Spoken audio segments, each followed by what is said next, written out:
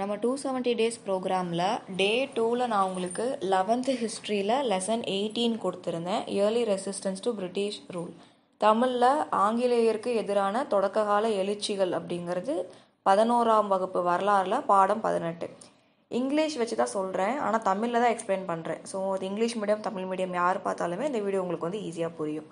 இந்த லெசன் வந்து படிக்கிறதுக்கு ரொம்ப டைம் எடுக்குது அப்படிங்கிறது வந்து உண்மை தான். இப்போ தான் புதுசாக படிக்கிறீங்க அப்படின்னா 10th ஹிஸ்ட்ரியை படிக்கிறதுக்கே ரொம்ப நிறையா டைம் எடுக்கும். அப்போ 12th ஹிஸ்ட்ரிக்கு இந்த லெசனுக்கு உங்களுக்கு குறைஞ்சது ஒரு 3 மணி நேரமாச்சும் எடுக்கும். ஏன்னா லைன் பை லைன் படிக்கணும், அது என்னன்னு புரிஞ்சுக்கணும். இங்கிலீஷ் மீடியமாக இருக்கவங்க தமிழில் கொடுத்துருக்க தமிழ் லெசனையும் ஒரு டைம் வாசித்து விடுங்க, அப்போ தான் புரியும். இப்போ இந்த லெசன் நீங்கள் எப்படி அப்ரோச் பண்ணலாம் அப்படின்னு சொல்கிறேன். ஃபஸ்ட்டு நமக்கு எடுத்த உடனே ஹைதர் அலி பற்றி கொடுத்துருப்பாங்க. ஹைதர் அலியோட ஃபஸ்ட்டு மைசூர் வார், மொத்தம் 4 மைசூர் வார் வந்து இருக்கும். ஸோ 3rd 4th மைசூர் வார்லாம் கொடுத்தக்கப்புறம் நமக்கு டக்குன்னு பாளையக்காரருக்கு போயிடுவாங்க. சதன் பாளையக்காரர் அப்படின்னு சொல்லிட்டு பாளையக்காரரை பற்றின கதைக்கு போயிடுவாங்க. அப்போ நமக்கு குழப்பமாக இருக்கும், இங்கே எதுக்கு மைசூர் மன்னர் வந்தார், திடீர்னு எதுக்கு பாளையக்காரர் போனோம் அப்படின்னு சொல்லிட்டு. இந்த மைசூர் மன்னர் வந்து அதோட கதையோட தொடர்ச்சி தான் பாளையக்காரா அப்படின்னு பார்த்தா கிடையாது. அவங்க வேற, இவங்க வேற. இந்த பாளையம்ஸ் அப்படிங்கிறது நமக்கு எப்படி உருவானுச்சு, இந்தியாவில் மொத்தமாக எப்படி உருவாச்சு, தமிழ்நாட்டில் இதோட முறை எப்படி அப்படிங்கிறத பற்றி இங்கே வரிசையாக கொடுத்துருப்பாங்க. அதில் வந்து யார் யார் கலந்துக்கிட்டாங்க, என்ன ஆச்சு அப்படிங்கிறது. நமக்கு இப்போ டே 3ல் வந்து உங்களுக்கு நான் 8th லெசன் 1 கொடுத்துருக்கேன்.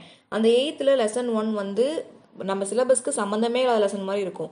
ஆனால் அந்த லெசனை படித்து நீங்கள் புரிஞ்சுக்கிட்டா மட்டும்தான் அடுத்தடுத்து படிக்கிற எல்லா லெசனுமே ஐஎன்எம் ஆகட்டும் ஹிஸ்ட்ரி ஆகட்டும் புரியும். ஏன்னா அது வந்து அந்த கதை தான், அந்த லெசன் 1 அப்படிங்கிற கதை தான் வந்து தொடர்ச்சி மற்ற எல்லாத்துக்குமே. இதில் நான் உங்களுக்கு வந்து ஃபஸ்ட்டு ஹைதர் அலி யார், ஹைதர் அலி எப்படி மைசூருக்கு மன்னர் ஆனார், அதுக்கடுத்து எப்படி திப்பு வந்தார், ஹைதரும் இறந்துருவாங்க திப்புவும் இறந்துருவாங்க, எப்படி இறந்து போனாங்க அப்படிங்கிறத பார்க்கணும். இந்த லெசனை பொறுத்த வரைக்கும் நீங்கள் இம்பார்ட்டண்ட்டாக படிக்க வேண்டியது நிறைய இயர் வரும். இந்த லெசனில் எல்லா இயருமே படிக்கணுமா, எல்லாமே ஃபிங்கர் டிப்பில் ஞாபகம் வச்சுக்கணுமானா தேவையில்லை. ரொம்ப ரொம்ப இம்பார்ட்டண்ட்டாக இருக்க இயரை ரிப்பீட்டடாக ரிவிஷன் பண்ணணும். நம்பர்ஸை பொறுத்த வரைக்கும் இப்போ ஃபஸ்ட்டு மைசூர் வார் 1767 to 69, முதலாம் மைசூர் போர் அப்படிங்கிறது 1767 69. இந்த இயர் முக்கியம், நமக்கு மேட்ச் த ஃபாலோவிங்கில் கேட்டிருக்காங்க. இப்போ ஒரு 2 வருஷமா இந்த வார்கள், இந்த போர் பற்றின கேள்விகள் எதுவுமே வரதில்லை. ஆனால் இது நமக்கு ரொம்ப இம்பார்ட்டண்ட்டான ஒன்று தான், நம்ம படிச்சு தான் ஆகணும். ஹைதருக்கும் பிரிட்டிஷ்க்கும் ஏன் சண்டை வந்துச்சு அப்படின்னா, ஹைதர் அலி அவங்க வந்து மைசூர் பகுதி ஆண்டுட்டு இருக்கும்போது ஃப்ரெஞ்சும் இவங்களும் ஒன்றா இருப்பாங்க, ஒப்பந்தம் போட்டு ஒன்றா இருப்பாங்க. அதனால ஆங்கிலேயருக்கு சண்டை வந்துடும். ஏன்னா ஆங்கிலேயருக்கு ஃப்ரெஞ்சையும் பிடிக்காது, ஃப்ரெஞ்சுக்கு சப்போர்ட் பண்ணுற ஆளுங்களையும் பிடிக்காது. நிறைய வரி கேட்டிருப்பாங்க, அவங்க கொடுக்க மாட்டேன் அப்படின்னு சொன்னால பெருசாக சண்டை வந்திருக்கும். அடுத்தடுத்து வரிசையாக நமக்கு போர் நடந்திருக்கும். போருக்கும் பேட்டில் அண்டு வார் அப்படிங்கிறதுக்கு டிஃப்ரென்ஸ் தெரிஞ்சுக்கோங்க. பேட்டில் அப்படின்னா என்னன்னா ஒரே நாளில் முடிஞ்சிடுறது. காலையில் சண்டை ஆரம்பித்து சாயங்காலம் முடிஞ்சிருச்சு அப்படின்னா அதை பேட்டில் அப்படின்னு சொல்லுவோம். தமிழில் நீங்கள் ரெண்டுமே போர் போர் அப்படின்னு தான் படிப்பீங்க. பேட்டில் அப்படின்னாலும் போர்னு படிப்பீங்க, வார் அப்படின்னாலும் போர்னு படிப்பீங்க. ஆனால் இங்கிலீஷில் டிஃப்ரென்ஸ் இருக்குது. பேட்டில் அப்படின்னா காலையில் ஸ்டார்ட் ஆகி சாயங்காலம் முடிஞ்சால் அது பேட்டில். அப்போ அது ஒரு சின்ன சண்டை, என்டையர் சண்டையுமே ஒரே நாளில் முடிஞ்சிருச்சு. வார் அப்படிங்கிறது உங்களுக்கு 2 நாள் 3 நாள்னு கண்டினியூஸாக நடக்கும். யார் ஜெயிச்சாங்க தோத்தாங்க, அந்த ஆப்போனண்ட்டு செத்து போகிற வரைக்கும் நடந்துச்சு அப்படின்னா அது வந்து வார். இங்கே வந்து ஹைதர் அலி உடல் நலம் சரியில்லாமல் கேன்சர் வந்து இறந்து போவார். ஆனால் திப்பு வந்து போர்க்களத்தில் இறந்து போவார். அப்போ இங்கிலீஷ் வந்து ஜெயிச்சிட்டாங்க அப்படிங்கிறத அறிவிச்சிருவாங்க. கடைசி நமக்கு 4ஆம் மைசூர் போரில் 3ஆம் மைசூர் போரில் வந்து திப்பு ஃப்ரெஞ்சுக்கு ஆதரவாக போயிடுவார். மறுபடியும் சண்டை வந்துடும். கடைசி மைசூர் வாரில் வந்து அவர் 4th மைசூர் வாரில் அவர் இறந்துருவார். அதோட இந்த கதை முடிஞ்சிடும். இது தனி, சரிங்களா, தனியாக ஞாபகம் வச்சுக்கணும் இதை நம்ம. அதுக்கடுத்து நமக்கு பாளையக்காரரை பற்றி ஆரம்பிக்கணும். ஓவரால் சொல்லிடுறேன். லெசன் எடுக்க இப்போதைக்கு ஃபேக்கல்ட்டி யாரும் இல்லை, அதனால் உங்களுக்கு கதை மாதிரி நான் வந்து சொல்லிடுறேன். இந்த மாதிரி தான் 11th வந்து படிக்கணும். ஓவராலாக படிச்சுட்டே வரீங்க. இதில் பாருங்களேன், விஸ்வநாத எம்பையர், நகம நாயக்கர் அப்படின்னா சரி ஓகே, நகம நாயக்கர் தான் விஜயநகர எம்பையரோட கடைசியாக இருந்திருக்காங்க. அப்போ நகம நாயக் அப்படின்னா தமிழ்லேயே நகம நாயக் தான். விஜயநகர எம்பையர், விஜயநகர பேரரசோட கடைசி நாயக்கர் வம்சமாக இருந்தவங்க நகம நாயக். அவங்களுக்கு அடுத்து என்ன ஆயிருது, படிப்படியாக அவங்க குறைஞ்சிடுறாங்க. அப்படி அவங்க மதுரைக்கு குடிபெயர்ந்து வரும்போது விஸ்வநாத நாயகர் அப்படிங்கிறவர் தான் பாளையக்கார முறையை மதுரையில் வந்து அறிமுகப்படுத்துவார். அவர் கூட அவரோட அமைச்சர் அரியநாத முதலியார் அப்படிங்கிறவர் இருப்பார். நமக்கு பிச்சு பிச்சு கண்டென்ட் இருக்கும், 11th இருக்கும், 10th இருக்கும், 8th இருக்கும். ஸோ நீங்கள் மொத்தமாக படிக்கும் போது தான் கோர்வை புரியும், தனித்தனியாக படிக்கும் போது குழப்பற மாதிரி தான் இருக்கும். அது வேறு வழி கிடையாது, நீங்கள் சிலது மனப்பாடம் பண்ணுற மாதிரி இருக்கும், படிக்க படிக்க பழகிரும். ஸோ ரிவோல்ட் ஆஃப் பாளையக்காரர் எதுக்கு நமக்கு சண்டை வந்துச்சு அப்படின்னு கொடுத்துருக்காங்க.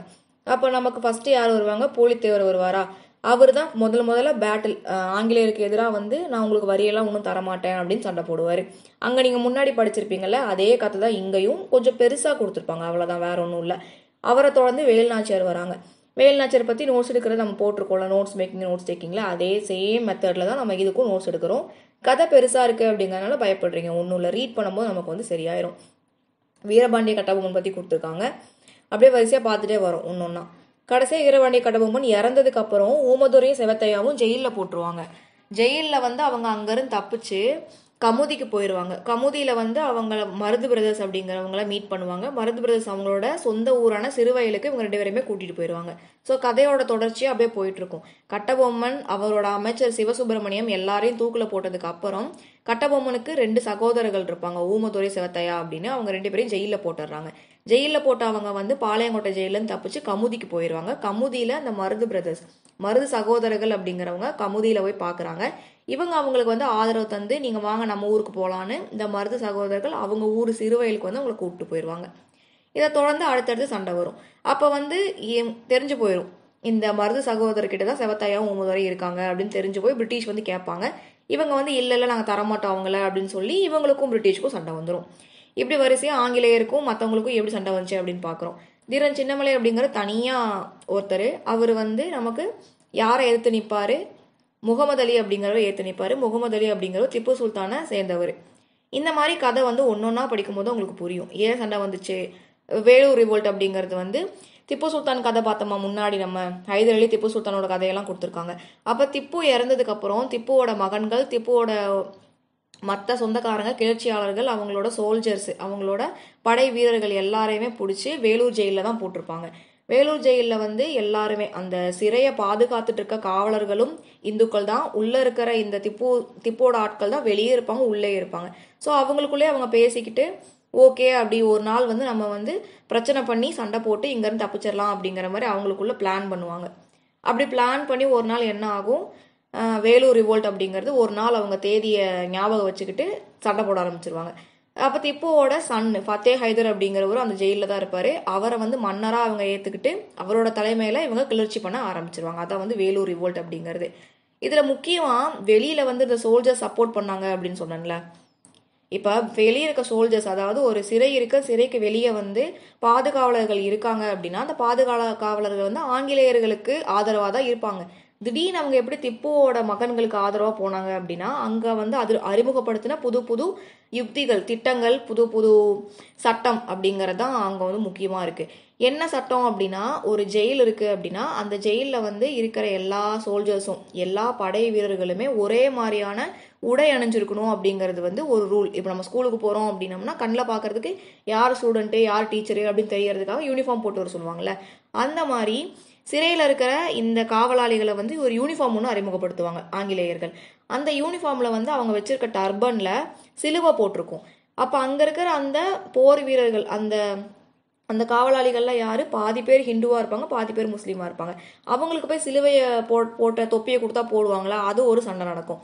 இன்னொரு சண்டை என்ன அப்படின்னம்னா, அவங்க யூஸ் பண்ணுற அவங்க வச்சிருக்க அந்த துப்பாக்கிகளில் வந்து தோட்டாவை நீங்கள் துப்பாக்கியில் லோட் பண்ணணும் அப்படின்னா அதை நீங்கள் வந்து வாயில் கடிச்சு அந்த கேட்ரிட்ஜை வந்து வாயில் கடிச்சு எடுக்கிற மாதிரி இருக்கும். அது அந்த தோல், அந்த கேட்ரிட்ஜ் மேலே போட்டிருக்க அந்த தோல் வந்து மாடு இல்லை பன்றியோட கொழுப்பை வச்சு பண்ணதாக இருக்கும். இது வந்து பெரிய சண்டையாக வந்துடும். இது என்ன, நாங்கள் மாடு வந்து எங்களுக்கு வந்து புனிதமான ஒன்று அப்படின்னு இந்துக்கள் சொல்லுவாங்க, பன்றிகள் வந்து எங்களுக்கு ஆகாது அப்படின்னு முஸ்லீம்கள் நினைப்பாங்கன்னு சொல்லிட்டு பெரிய சண்டையாகும். அந்த சண்டையின் காரணமாக வந்து சரிப்பட்டு வராது, நம்ம ஆங்கிலேயரை ஏற்று சண்டை போடணும் அப்படின்னு திப்புவோட மகன்களுக்கு சப்போர்ட் பண்ணி பெருசாக நடக்கும். பட் இது ஃபெயிலியர் ஆயிரும். ஏன்னா அவங்களுக்குள்ள ஒரு யூனிஃபார்மிட்டி இருக்காது, ஒருத்தர் சொன்னதை கேட்காம தனித்தனியாக அங்கங்கே சண்டை போடுவாங்க. அப்போ கில்லஸ்பி அப்படிங்கிற ஒரு உள்ள பூந்து எல்லாத்தையும் முடிச்சு வச்சிருவார். ரொம்ப சீக்கிரமே இது வந்து எண்ட் ஆயிரும். இந்த கதையை படிக்கப்படி கொஞ்சம் கொஞ்சமாக புரியும். இம்பார்ட்டன்ட் என்ன அப்படின்னு தெரியறத பென்சிலில் மார்க் பண்ணுங்கள். எல்லாத்தையும் மார்க் பண்ணிடாமல் பென்சிலில் மார்க் பண்ணி படிங்க. இந்த பாக்ஸில் வந்து கொடுத்துருக்காங்க பாருங்கள், இதெல்லாம் பெருசாக இம்பார்ட்டன்ட் இல்லை, என்ன அப்படி மட்டும் தெரிஞ்சுக்கோங்க. எங்கெங்கே என்ன சண்டை வந்துச்சு, ஃபஸ்ட்டு பெட்டாலியனில் யார், செகண்ட் பெட்டாலியனில் யாருங்கிறதெல்லாம் சும்மா என்ன அப்படின்னு தெரிஞ்சுக்கிட்டா போதும், ஒன்றும் பெருசாக எதுவும் இல்லை. அடுத்து பெசன்ஸ் அண்ட் ட்ரைபல் ரிவோல்ட், இது இம்பார்ட்டன்ட், ரொம்ப ரொம்ப இம்பார்ட்டன்ட். பழங்குடி மக்களோட கிளர்ச்சிகள், விவசாயிகள், பெசன்ஸ்னா விவசாயிகள், ட்ரைபல் ரிவோல்ட் அப்படிங்கிறது பழங்குடி இன மக்களோட அந்த போராட்டங்கள் அப்படிங்கிறது ரொம்ப ரொம்ப முக்கியம். நமக்கு கோல் சந்தால் பற்றி தனித்தனியாக கொடுத்துருப்பாங்க. டைம் கிடைச்சா நான் உங்களுக்கு இதெல்லாம் தனித்தனியாக வீடியோ போடுறதுலாம் ரொம்ப இம்பார்ட்டன்ட். கிரேட் ரிபலியங்கிறது நமக்கு தெரியும், பெருங்கிளர்ச்சி 1857 வந்திருக்கும். நமக்கு இந்தியா முழுவதும் அங்கங்கே நடந்திருக்கும். ஜான்சி ராணி அப்படிங்கிறவங்களாம் இதுக்கு தான் வருவாங்க. ஜான்சி ராணி, லக்னோ, நாக்பூர், அப்புறம் வந்து நமக்கு தாந்தையா தோப்பு, நானா சாஹேப், இந்த மாதிரி நிறையா பேர் இதில் வருவாங்க. ரொம்ப இம்பார்ட்டன்ட். இதுவும் நமக்கு வந்து ஃபெயிலியர் ஆயிரும். ஏன்னா இதுக்கு மொத்தமாக சேர்த்து தலைமை அப்படிங்கிறது யாருமே இருக்க மாட்டாங்க. இதுக்கு வந்து கடைசியாக முடிவு கட்டினதுக்கப்புறம் இதை முதல்ல ஆரம்பிக்கிறது மங்கள் பாண்டே அப்படிங்கிறவர்.